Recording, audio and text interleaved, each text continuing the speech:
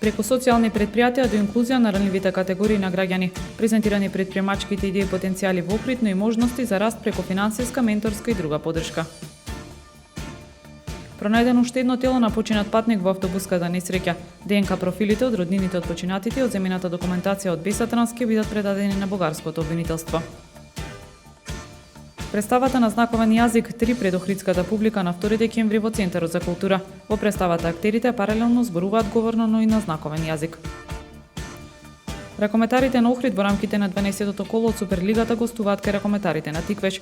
Фудбалерите на Охрид во рамките на 2-та лига Запад гостуваат кај лидерот Силекс, а Воска Спорт го пречекува Вардар. Времето утре променливо облачно со повремени врнежи од дожд, температура во интервал од 8 до 10 степени. Следевте една минута вести на Охрид Нјуз.